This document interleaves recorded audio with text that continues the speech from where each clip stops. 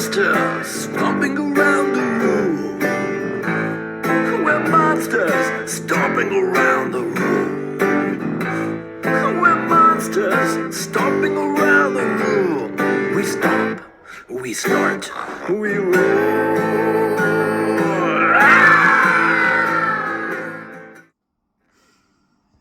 I didn't even think about how to open it or anything. We're doing a review. We're not in character.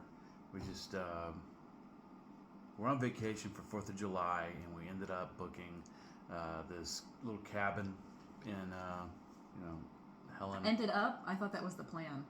Like you did this on purpose. I didn't do it on purpose, but once we did it, I started thinking about it, and I was like, well, we're going to be up in a cabin.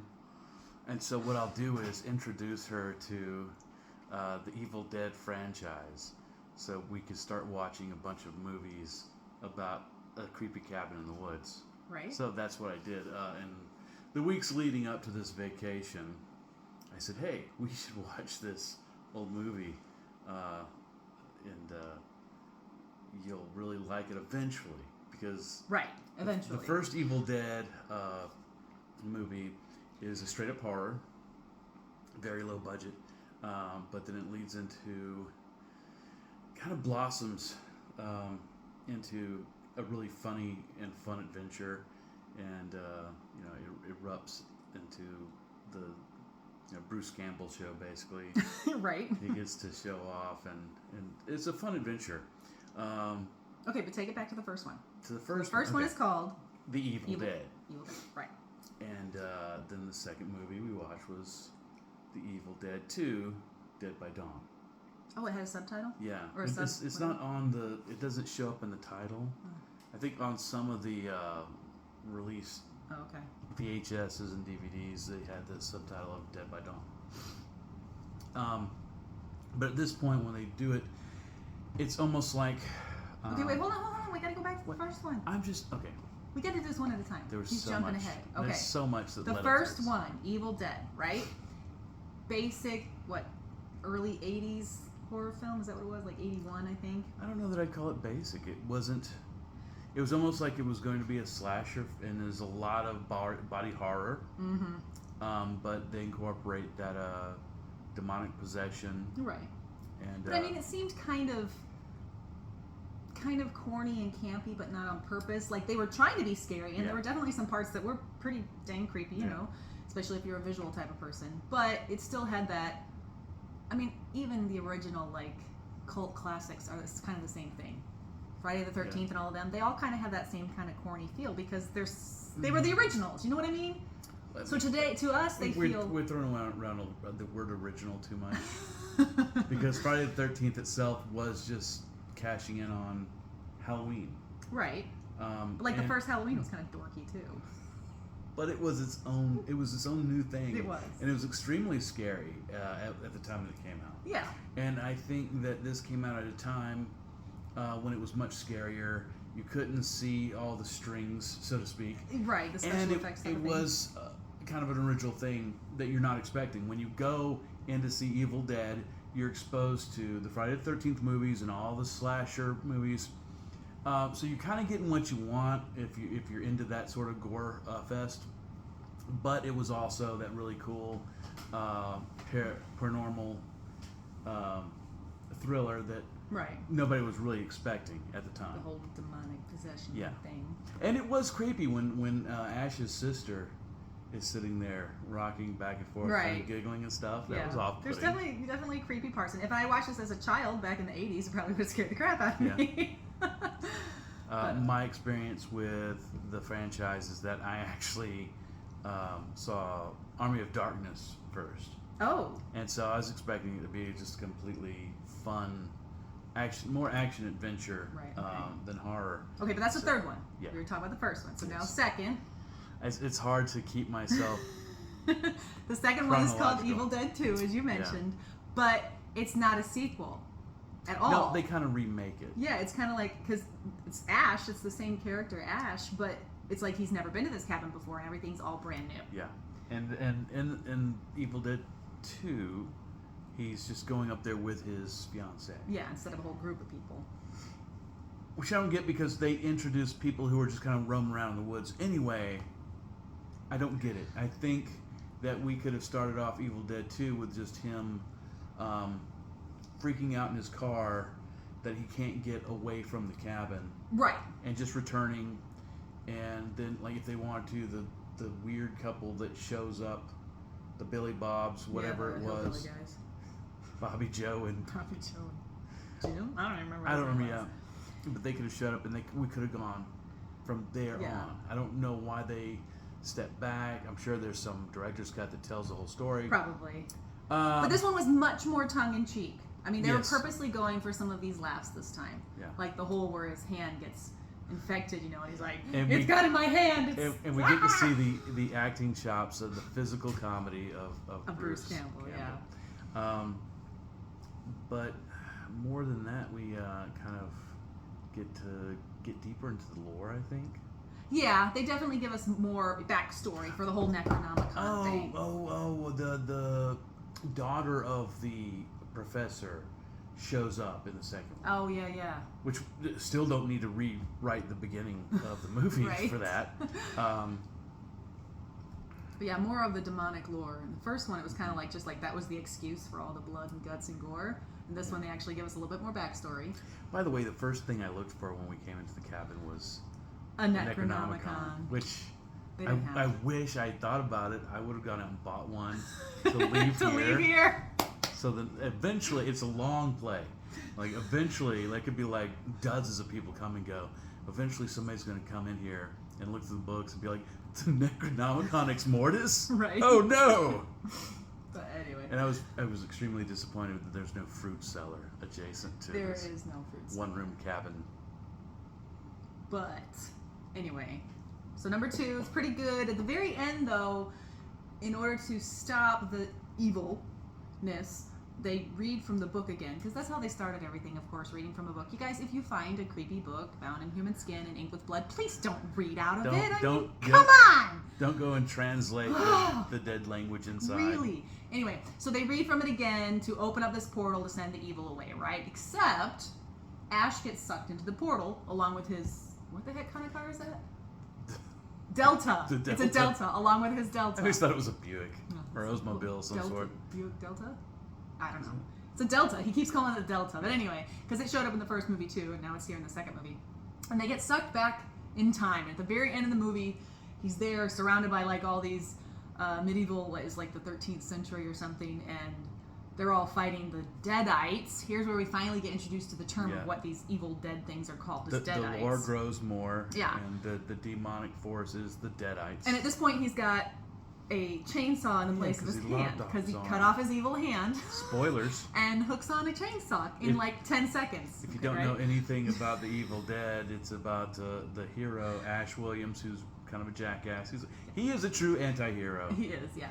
And he has a chainsaw that he can attach to his stub. Stump.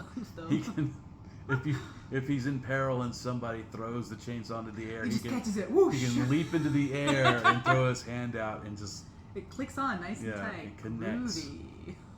Anyway, so at the end of the second movie, he's killing these Deadites, and all the knights bow down. They're like, well, let's hail the savior of all mankind. But in the right? third movie, My name is Ash, and I am a slave. Right. They start out with him being that He was captured. It's like, wait a minute, weren't they all just like hailing him as a hero Yeah. at the end of the second So movie? apparently, every time he does a sequel to the movie, Sam Raimi's like, let's Change it up a little bit. Let's retcon it just a little bit. But, of course, he goes from being the slave then and does become the whole hero and everything. But what's really great about Army of Darkness is that it's hilarious. It's lost its horror. I think it was a bigger studio that picked it up, and they're more we budget. gotta have less of the body gore. It was still pretty grody. There was a lot of really There was a grody lot of stuff in like, there. Sam Raimi does not understand how much blood the human body contains. Right? Apparently, there's just You thousands it of just gallons in a Squirts given. everywhere and just keeps going and keeps going. So, right? But, let's see. what else Let's is stop for a second. Let's take it back. Uh-huh. What did you think? What is your opinion about the first movie overall. I mean, like I said, for the first movie, For what it is in its time. yeah, if I had seen it, younger, closer to the time when it was actually made, it would have creeped me out. I'm sure I still would have seen some of the plot holes just because I'm annoying like that, but it would have creeped me out. Like the first time I saw Carrie, I was just a kid too, and that scared the crap out of me. So yeah, I mean, pretty good. B minus. Yeah, If we put it in the era it was in. It is not like... I don't ever get excited and go, hey, let's go watch Evil Dead. I only did it because I'm like, you needed to start this at the beginning and understand, all the differences and see all the character growth of Ash being a guy who's standing in a corner watching something unfold and he's frozen, all the way to being the guy who's like, of mankind, the savior of mankind, going, hey guys, you thought I was a murderer and you're a bunch of jerks and you treat me like a and screw you guys, but hey, thanks for the award, I deserve it. All right, now you're jumping ahead again. Yeah, I'm jumping ahead again too, because what we're going to talk about next was the whole series Ash vs. Evil Dead. Yeah. But I will stop from jumping ahead. I should probably edit that out. But okay. Evil Dead 2. What's your score on that? It was a little funnier. Like they were corny and campy, but like on purpose. So maybe B plus. Up it a little bit, or keep it at a solid B. For its time, I would give that like an A minus. B really? Plus, A minus for that one, definitely. Okay. I'm not gonna go above a B plus, but anyway. I certainly wouldn't with the first one, but because I saw The Army of Darkness, and then my buddy was like, "You haven't seen Evil Dead?" He's like, "Don't worry about Evil Dead. We're gonna watch Evil Dead 2." Really, it doesn't make you don't need it. And I was like, "Why don't we watch?" He's like, "Because they do a flashback or whatever, and they kind of change. Just don't worry about Evil Dead 1 at all. Let's watch Evil Dead 2." And I was like, "Oh my gosh, this is incredible!" Right. I keep slapping the table. But okay, so the other thing is at the end of Army of Darkness, which I'm gonna give probably more like an A minus because that one was just so funny. Yeah. I'm sorry, what was I gonna? Oh, at the end of it, there's two endings. There's two different endings. So like in the one, he takes the potion and ends up back in his normal time, and he's telling this story to somebody that he works at this discount store. The S-Mart. The S-Mart. Shop Smart. And everything's hunky-dory, and the movie ends, right? But in the second ending, the UK ending or something, he takes the potion that's supposed to make him fall asleep, but he wakes up 100 years too late, and the world is apocalyptic. Yes, apocalyptic. I guess, yeah. And it just kind of ends right there with him being like, "No, I slept too long." Which, of course, neither ending really goes with the series then. I mean, a little bit. In the series, he does start at a shop mart type place. Yeah, we can assume that Ash has been jumping from job to job, just kind of like falling But through it's life. always the same company because they say they can't fire him because he has so much seniority. So he's been with this same company for like the past 30 years, but never really Maybe they just can't call it S-Mart. Maybe anything. Kmart sued Sam Raimi. Could be. No, but what I got the impression was that, those little stores get bought out and bought out and bought out and bought out, right? So he stayed with it every single time. I think on the next season, they should just totally go with a story about why he has to keep working at S-Mart. But he doesn't now, remember? He's got his own store. He had his own store. But anyway, we're way ahead of ourselves. Everything's kind of... Okay, so in the series, which I loved, I mean, lots of language, lots of nasty gore stuff. Oh my gosh, there was a couple times where I'm like, oh! Yeah, a lot of crude humor. But definitely we're in the A area. Yeah. Not an A plus, just because nobody gets an A plus, right? But definitely in the A area. Funny, gross, much better plots. I feel. It's like really written out. What was there, like 3 seasons, 4 seasons? 3 seasons. 3 seasons, and there's a lot of episodes, and they keep going back. They keep going back to the cabin. Right. Which. Because that's where it all started, so they feel like they have to keep going back. You'd think this cabin would be like rotten. 30 years later, in the first movie, it looks like it's about to fall in. It looks this shack. Oh, not to mention that this cabin is like huge on the inside when it looks like this teeny little cabin on the outside. Yeah. What do they call that effect where something's bigger on the inside and it looks on the outside? Okay, our brains don't work whatever anymore. Doctor Who was. The TARDIS. He's a like the TARDIS. It's Time Lord technology. Right. But But yeah, lots more people introduced. We get the two sidekicks of Pedro. Pablo. Not Pedro. Pablo. You're so racist! Just like Ash. Semi-racist. He's like, no, he's like really racist. So Pablo and what's her name? Christy? I totally just blanked out her name. Gosh dang it. How could I just It's watched Kelly. like Kelly, Kelly. Thank you. Like, I'm I just messing up watched on 3 purpose. freaking episodes. And I'm not He's so racist. mean. I'm drinking a Taco Tuesday. Yeah, no, that doesn't help. It's a Mexican lager. I'm cultured. Anyway, so we got those two characters. We also get introduced to Ruby, who is another daughter of the professor who first found the Necronomicon, except that it turns out she's not. Don't give away too much. Why? Because It's we want important. people to go see it. It's important. But she's also played by Lucy Lawless! So I'm watching this, and they have Ash's buddy played by... his name is Chet, but he's played by Sam Raimi's younger brother, Ted Raimi, who was bit parts in all of the movies. And as I'm standing there watching this conversation between Chet, Ash, and Ruby, I'm like, oh, wait, this is a Xena Warrior Princess reunion. It is. And we looked it up and saw if you like that, it's... they're all three in them. Xena. So that's fun and cool. It was pretty cool. But really good. I mean, I really liked the series. I did. That was the most surprising thing to me. I thought you were going to hate everything about it. It was funny. It was very clever. See, that's the thing. Very, very clever. And I liked how he did draw back to some of the other movies. Mm-hmm. Kind of, like I said, tongue-in-cheek, right? The whole hand thing and the chainsaw. Just... And he's such a jerk. I mean, he's like kind of the epitome of douchebag, but you love him anyway. Yeah. Because he is the savior of mankind. He is the prophesied one, right? He spends his whole life defending mankind, even though he's a He doesn't douche. want to do it. He doesn't want to, yeah. And that's groovy. That was the new line there. Yeah. So, yeah.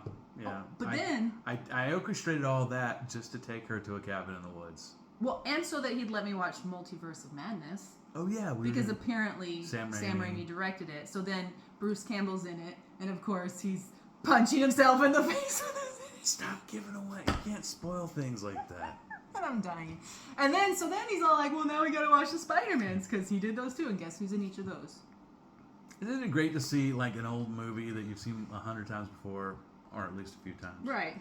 And somebody's like, hey, look at this. And they're like, whoa, wait, that's in there. Yeah, and I'm watching the car, it now. The Delta is in all those movies as well. All the movies, every part of the series, and then it's the one that Uncle Ben's in. Yeah. In this first Spider-Man, and you see Bruce as the wrestler announcer guy, and it's so funny, because these are things that I didn't catch before, because I didn't have any of this knowledge, right? This is trivial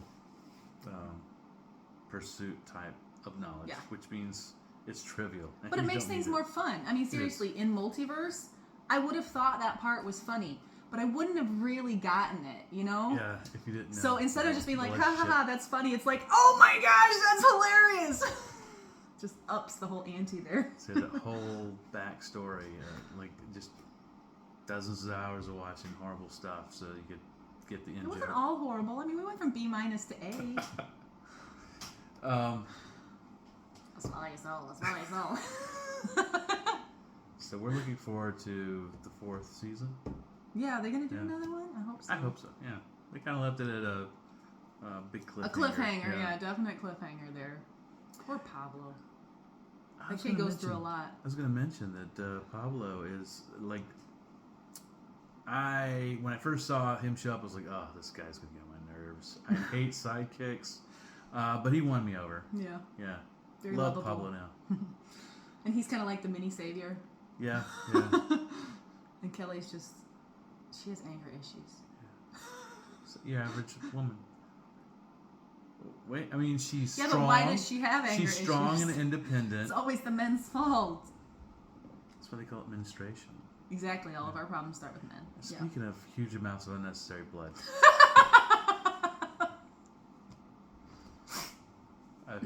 So, that's all this is about. I wanted to go ahead and do that review since we'd seen all that, and we're in a cabin in the woods for the 4th of July weekend. And so far, nothing creepy. yeah. Although we were outside Right and down. somebody coughed, and it kind of freaked him out for a second before I was like, dude, the other Who's that? driveway's right down there. It feels like we're the way you drive up the mountain. It feels like you're way off away from everybody, but they're just beneath you. Yeah, just down a little bit. Yeah. Anything else? No, that's All it. right. Have a happy and safe 4th of July. And Don't blow any don't blow appendages any off. appendages off. Even though it'd be cool to Flying have everywhere. a chainsaw on your stub, it's not worth it. Right. All right. Thanks, everybody. Subscribe. Tell your friends. Bye. Like this video and, that other stuff. Have a great day.